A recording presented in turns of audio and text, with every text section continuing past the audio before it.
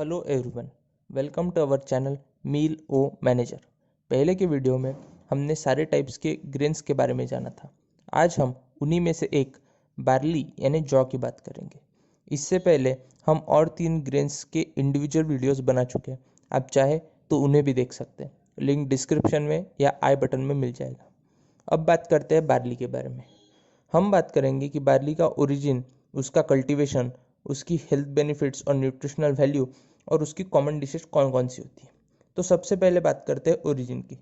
Barley का origin आज से 10,000 साल पहले फर्टाइल क्रिसेंट रीजन में हुआ था।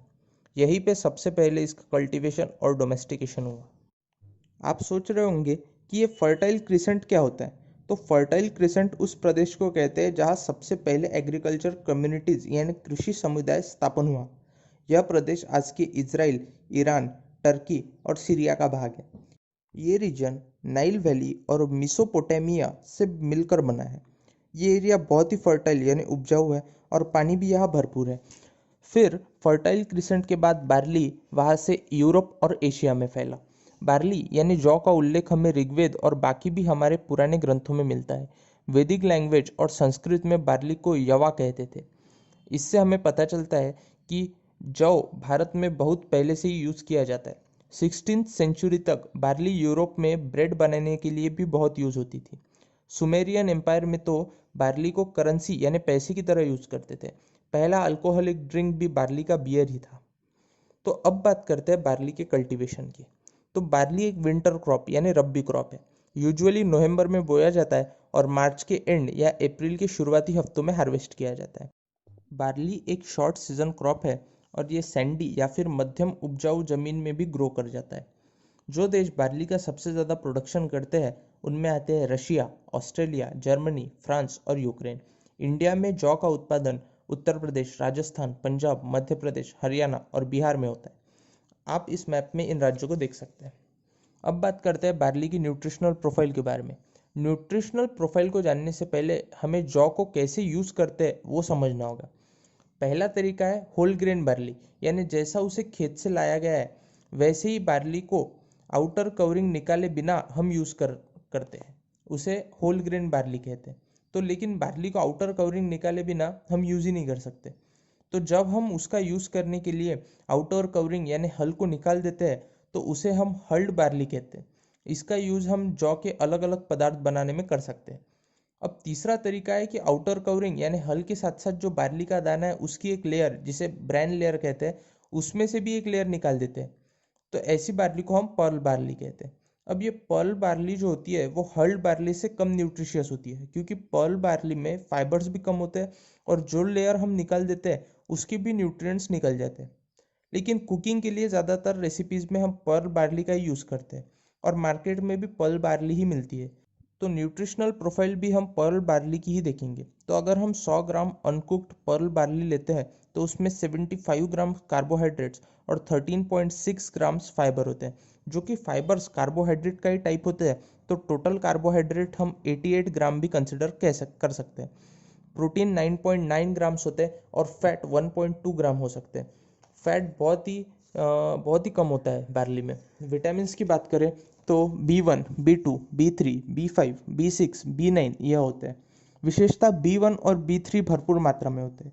B1 तो डेली रिक्वायरमेंट के 33% होता है।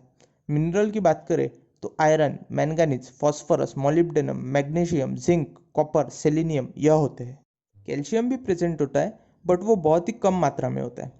गेहूं की तरह बार्ली में भी ग्लूटीन होता है, तो जिन्हें सीलिएक डिसीज या ग्लूटीन लैक्टोज डिसऑर्डर है वो बार्ली का सेवन ना करें। अब बात करते हैं बार्ली यानी जौ के हेल्थ बेनिफिट्स की।